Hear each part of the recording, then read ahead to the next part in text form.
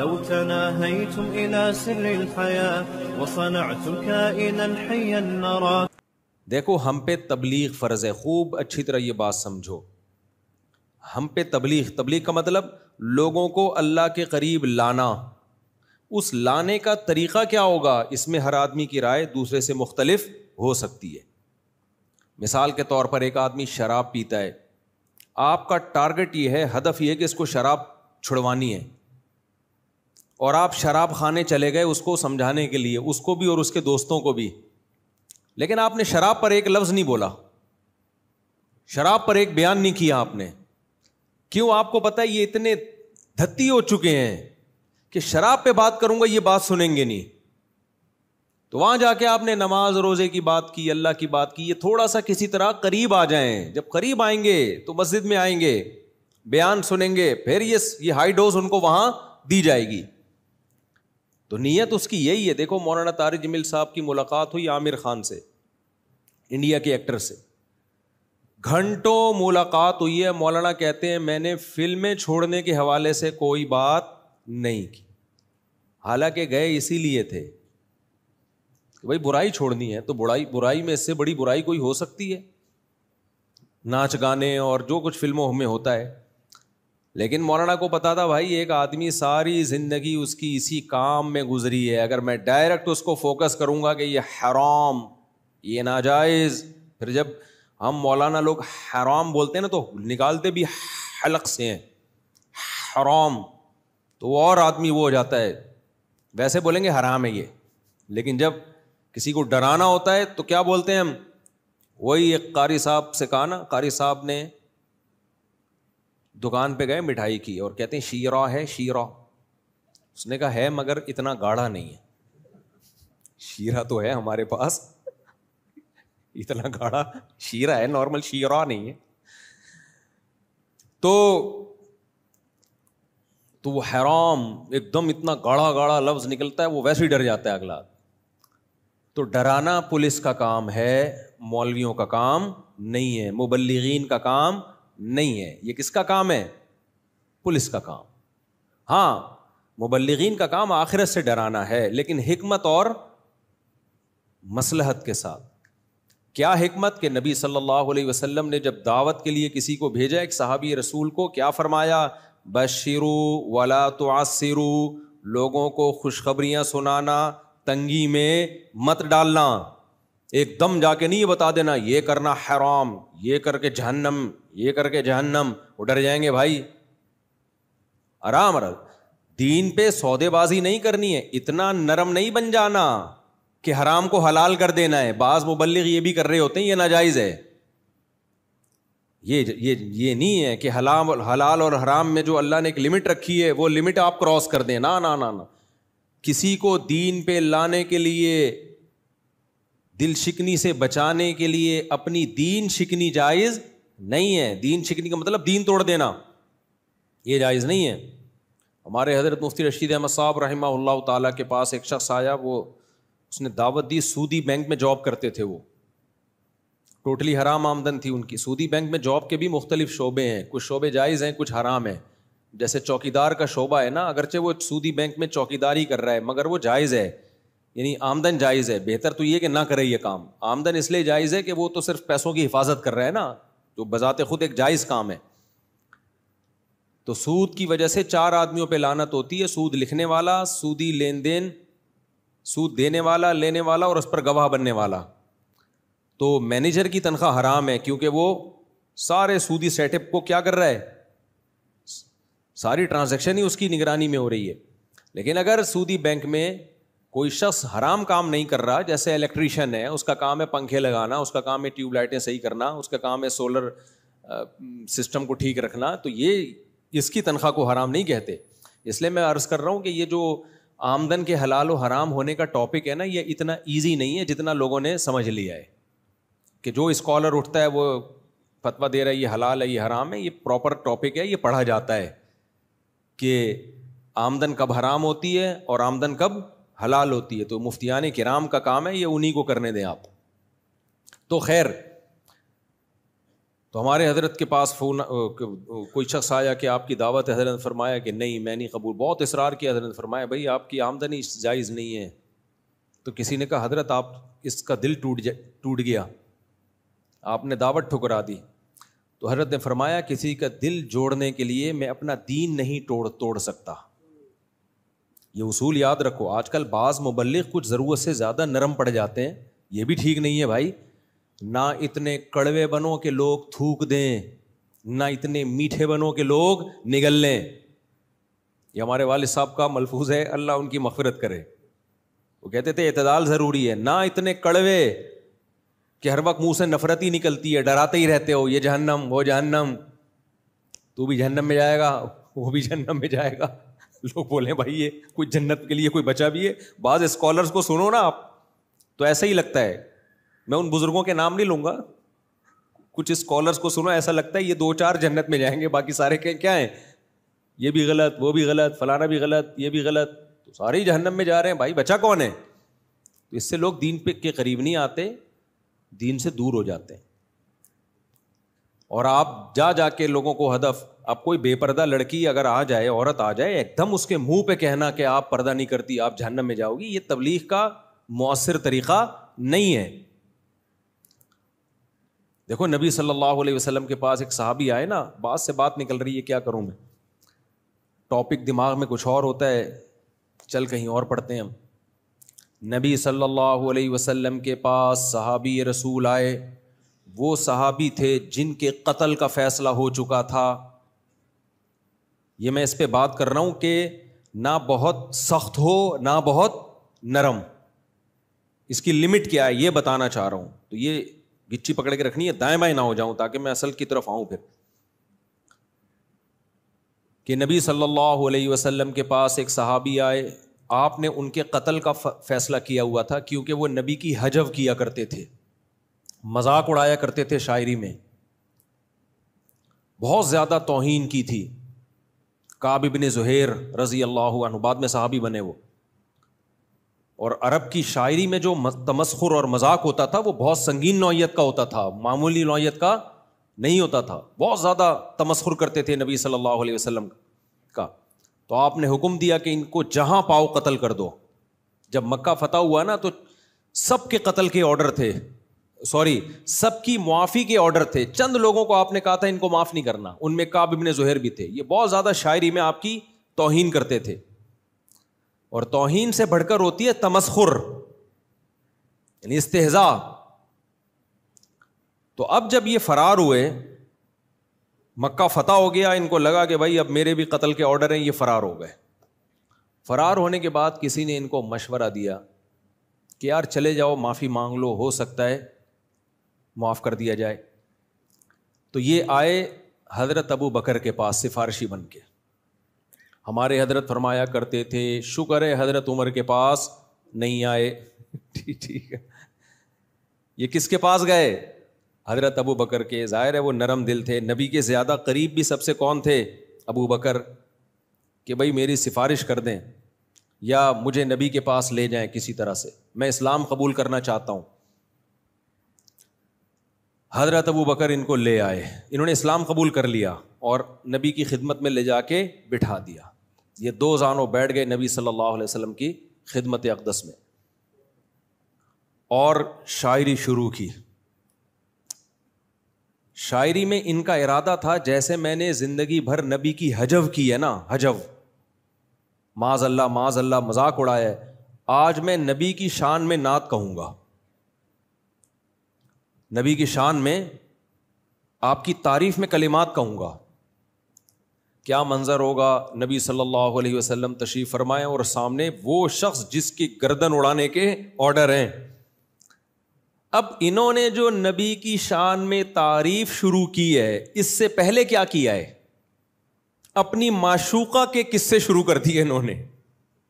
عرب کی عادت تھی جب بھی کوئی شاعری کرتے نا تو شاعری سے پہلے جو اصل شاعری ہوتی وہ بعد میں شروع ہوتی، اس سے پہلے اپنی محبوبہ کی شان میں اور اس کی حسن و جمال کو شاعری میں بیان کرتے تھے. یہ عربوں کی عادت تھی.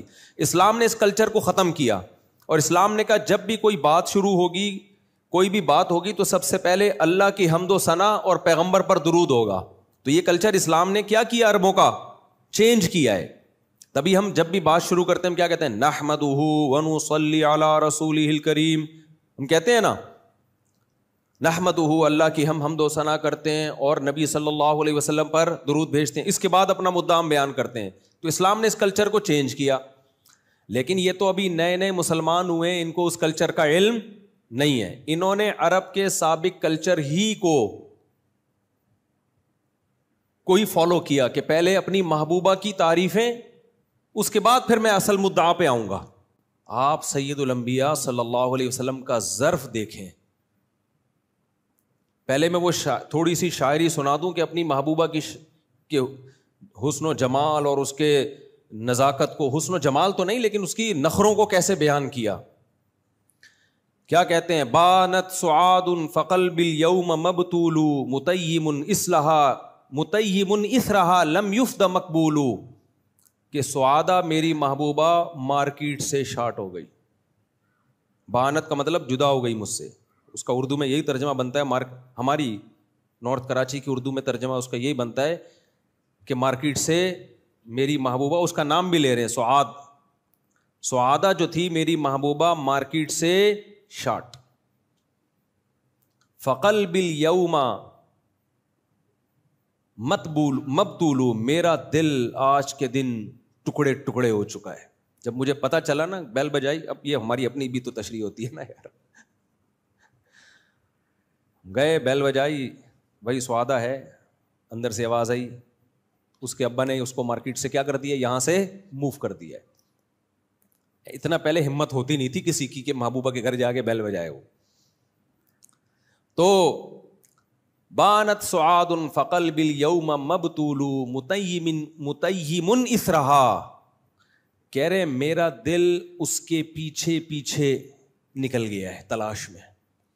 لم یفدا. اور عجیب بات یہ ہے کہ دل سینے سے نکل کے محبوبہ کی تلاش میں گیا اور اس کے بدلے میں کوئی آلٹرنیٹ دل بھی سینے میں نہیں لگا. تو وداؤٹ دل میں جی رہا ہوں. شاعری ہے یا نہیں ہے؟ دیکھو انگلش میں ایسی شاعری نہیں ملے گی تمہیں. یہ عربی اردو فارسی ہی ہے جس میں ادب ہے. خیر اب میں شاعری کے فضائل پر نہیں آؤں گا، میں اپنا مدعا.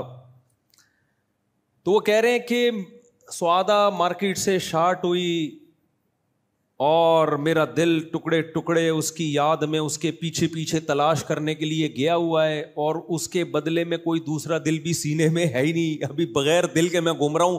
بھائی دل کہاں ہے یار؟ وہ سعادہ کے پیچھے گیا ہوا ہے. تو ایسے بڑی تعریف کی اپنی محبوبہ کی. یہ کس کی خدمت میں بیٹھے ہیں؟ سید الانبیاء کا ظرف ہے نا کہ نہیں بھائی ابھی نیا نیا آیا ہے. ٹھیک ہے نا، ابھی نیا نیا آیا. اسلامی آداب سیکھ لے گا اسلامی آداب. ایک دم سے نہیں کہ تو میرے سامنے کیا محبوبہ کے قصے لے کے بیٹھ گیا ہے. نا ابھی آنے دو بھائی، ابھی نیا نیا آیا ہے. جب یہاں رہے گا تو سیکھ جائے گا کہ پیغمبر کے سامنے جب پیغمبر کی شان بیان کی جاتی ہے یا کوئی بھی بات تو پہلے اللہ کی حمد و ثنا ہوتی ہے. محبوباؤں کے قصے نہیں چھیڑے جاتے. یہ ادب کے خلاف ہے. صحابہ بھی بیٹھے ہوئے ہیں، انہوں نے بھی نہیں فوراً پکڑا کہ بھئی کیا یہ شاعری کر رہے ہو. نا. آج تحمل مارکیٹ سے کیا ہو گیا ہے؟ بولو شارٹ. برداشت کیا ہو گئی ہے؟ شارٹ. اس لیے لوگ جو مذہبی اسکالرز ہیں نا، ان سے ان کے قریب آنے کے بجائے ان سے ڈر رہے ہیں. ایسا نہ ہو جیسے کوئی بھینسا وہ ہوتا ہے نا کٹا، جب بڑا ہو جاتا ہے اس کو کیا بولتے ہیں؟ جو سر پہ جس کے سینگ بھی ہوتے ہیں. بہرحال ایک ہوتا تھا پہلے بچپن میں نظر آتا تھا، آج کل وہ بھی لگ رہا ہے مارکیٹ سے شارٹ ہو گیا. تو وہ گھوم رہا ہوتا تھا بس سر یوں کر کے کہ دیکھوں کوئی ملے کہ اس کو میں ٹکر ماروں. یوٹیوب پہ آتے ہیں نا آج کل، یوٹیوب پہ دیکھا ہوگا آپ نے. بس اس کا کام ہی 24 گھنٹے یہ ہے کہ کوئی ملے جس کو میں نے کیا کرنا ہے؟ ٹکر مارنا ہے. تو کچھ اسکالر ایسے ہیں جو چاہ رہے ہیں کہ کوئی نئی چیز سامنے آئے اور ہمیں ٹکر مارنے کا موقع ملے. تو فلانے نے اپنی کتاب میں یہ لکھا، فلانے نے اپنی کتاب میں یہ لکھا، فلانے نے یہ لکھا، فلانے نے یہ لکھا. بھائی کسی نے کوئی کتاب میں اچھی بات بھی تو لکھی ہے. ہر وقت نیگیٹیوٹی کو اچھالنا سوسائٹی میں. تو وہ کہنے لگے لَكِنَّهَا خُلَّةٌ قَدْ سِيطَ مِن دَمِهَا فجع و ولع و اخلاف و تبدیل.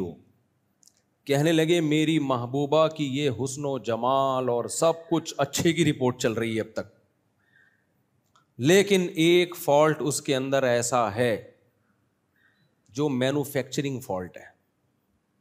وہ کیا ہے؟ یہ ایک ایسی دوستی ہے جس کے خون میں جھوٹ، گرگٹ کی طرح رنگ بدلنا اور تبدیل ہوتے رہنا، بات سے مکر جانا، یہ اس کے بلڈ میں شامل ہے. اور بے وفائی، فجع و ولع و اخلاف و تبدیل.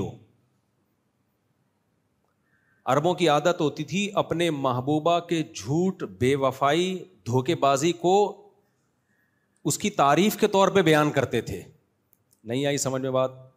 اچھا بھائی، تو لکنھا خلۃ قد سیط من دمھا فجع و ولع و اخلاف و تبدیل. عربوں کی عادت تھی جب محبوبہ کی بے وفائی جب بیان کرتے نا، یہ برائیاں کہ جھوٹ بولتی ہے، بے وفا ہے اور بات سے تبدیل ہو جاتی ہے، وعدہ کر کے مکر جاتی ہے، تو ان کا مقصد یہ الفاظ برائی کے ہوتے تھے، مگر مقصد اس سے تعریف ہوتی تھی. بتانے ہوتا نخرے والی ہے، کیونکہ جب خدا جب حسن دیتا ہے نزاکت آ ہی جاتی ہے، کہتے ہیں نا. یعنی اس کے اندر استغنا بہت ہے، اتنا آسان نہیں ہے اس کو حاصل کرنا، آسان نہیں ہے حاصل کرنا. یہ شاعری کس کی سامنے ہو رہی ہے؟ نبی صلی اللہ علیہ وسلم. اور سید الانبیاء کا ظرف ایک حرف بھی آپ کو نہیں کہا کہ بس رک جاؤ، میرے سامنے یہ شاعری مت کرو. وہ کہتے یا رسول اللہ یہ عربوں کا کلچر ہے. بھائی کلچر ہوگا تمہارا، ہمارا کلچر نہیں ہے. نا نا نا نا نا بھائی آنے دو، ابھی دین کی طرف آنے دو. مبلغین میں، دعوت کا کام کرنے والوں میں یہ ظرف مارکیٹ میں کیا چل رہا ہے؟ شارٹ. جیسے ان کی محبوبہ سعادہ مارکیٹ سے شارٹ ہوئی، اسی طرح دعوت کا کام کرنے والوں میں یہ ظرف مارکیٹ سے شارٹ ہو گیا. ایک دم سر پہ چڑھ جائے آدمی اس کے، تو یہ نہیں ہوتا بھائی. خاموشی اختیار کی کسی حکمت سے خاموشی جائز ہے. اس کے بعد آئے ہیں اپنے اصل پوائنٹ پہ، مدعا پہ. کعب بن زہیر پہلا شعر ایسا کہا انہوں نے نبی کی شان میں کہ آپ صلی اللہ علیہ وسلم نے اپنے جسد اطہر پہ جو چادر تھی وہ اتار کے فوراً ان کو ہدیہ کر دی. کتنا بڑا تحفہ دیا دیکھو. وہ شعر کیا پڑا نبی کی شان میں؟ ان الرسول لسیف یستضاء بہ مہند من سیوف اللہ مسلول. اپنی حالت بیان کر دی کہ میں تو اسلام سے نفرت کرتا تھا، میرا اسلام میں آنے کا کوئی پروگرام نہیں تھا، لیکن اللہ نے محمد صلی اللہ علیہ وسلم کو ایسی تلوار بنایا ہے کہ کیسے مکہ سے نکلنے کے بعد طاقت پکڑی اور اس تلوار کی زور سے مکہ کو فتح کیا. تو آج یہ وہ تلوار ہے کہ جس سے اللہ نے آپ کو غلبہ عطا کر دیا اور یقین ہو گیا کہ اللہ آپ کے ساتھ ہے. یہ وہ تلوار ہے جس سے مجھے، دیکھو مقصد یہ نہیں تھا کہ تلوار کی زور سے میں مسلمان ہوا ہوں، مطلب اتنی اللہ نے آپ کو فتوحات دی ہیں اور آپ کی تلوار میں اتنی طاقت ہے کہ غلبہ اور فتح کس کے مقدر میں ہے؟ آپ کے. کہ میرے جیسا آدمی بھی آج کس میں داخل ہو رہا ہے؟ اسلام میں داخل ہو رہا ہے. کہ نہیں بھائی اسلام کے علاوہ ہمارے پاس کوئی آپشن نہیں ہے. تو یہ تعریف میں کہے، اگر ان کا مقصد ہو تلوار کی زور سے آپ مسلمان کر رہے ہیں مجھے، تو پھر یہ تعریف نہ ہوتی بلکہ یہ تو مذمت ہوتی. تو تعریف کیسے؟ نبی کی بہادری کی تعریف کی، بہادری کی کہ کتنے کمزور تھے آپ جب مکہ سے مدینہ گئے ہیں اور کیا آپ کے ساتھیوں نے اور آپ نے قربانیاں دی ہیں اور آج مکہ آپ نے فتح کیا ہے. تو اس لیے نبی کی بہادری کی تعریف کی. تو نعتیہ کلام کی ابتدا کس کلام سے ہو رہی ہے؟ نبی کی بہادری. اور نبی کو اپنی بہادری کی تعریف سن کے اتنا لطف آیا. دیکھو جس کے اندر جو کمال کی صفت ہوتی ہے نا، وہ صفت جب کسی دوسرے کے منہ سے سنتا ہے تو بہت زیادہ اس کو خوشی ہوتی ہے. اس کی میں ایک مثال دیتا ہوں. آپ کو اگر آپ باڈی بلڈر ہو، سارا دن آپ فوکس کس کو کرتے ہو کہ میں طاقتور نظر آؤں، میں ہینڈسم اسمارٹ نظر آؤں. تو اگر کوئی آپ کو کہے گا کہ آپ سخی ہو، آپ کو اس سے زیادہ خوشی نہیں ہوگی، لیکن وہ کہے گا آج بہت اچھے لگ رہے ہو، ایک دم آپ کے دل باغ باغبا ہو جائے گا نا. کیا خیال ہے بھائی؟ خواتین کی عادت ہوتی ہے بیوٹی میں اچھی نظر آؤں, خوبصورت نظر آؤں, بیوٹی پارلر میں خواتین ہی سے آباد ہیں, بیوٹی پارلر ان کی فطرت کا حصہ ہی ہے. آپ کسی عورت کو کہہ دیں تم جو ہے نا بہت ذہین ہو, تم بہت ایجوکیٹڈ ہو, لیکن اس سے وہ خوش نہیں ہوگی. آپ بول دیں تم بہت خوبصورت ہو, کسی مرد کو بول دیں تم بہت خوبصورت, شاید اس سے بہت زیادہ خوش نہ ہو. عورت کو کہہ دیں, اسی طرح کسی عورت کو کہہ دیں تم بدصورت ہو, اس کو اس پہ جتنا غصہ آتا ہے کسی اور بات پہ نہیں آئے گا. تو انسان کو اپنی جس صفت پہ ناز ہوتا ہے نا, جس صفت پہ بہت زیادہ, جو خوبی کی بہت زیادہ چاہت ہوتی ہے, وہ کسی اور کے منہ سے سن کے تھوڑا خوش نہیں ہوتا, بہت زیادہ خوش ہوتا ہے. اب کوئی شخص بہادری میں مشہور ہے, آپ جاوید میاں کو کہہ دیں تم بہت اچھے ریسلر ہو, خوش ہوگا وہ؟ یا اپنے دور میں تم بہت اچھے ریسلر رہے ہو. آپ اس کو یہ کہیں گے نا تم اپنے دور کے بہت اچھے کرکٹر رہے ہو, تو کہے گا الآن ہاں بھائی اب تم نے کوئی تعریف کی ہے. فٹ بالر کو بول دیں تم بہت اچھے فٹ بالر ہو, اس پہ خوش ہوگا وہ. ہوا و حرص والا دل بدل دے, میرا غفلت میں ڈوبا دل بدل دے.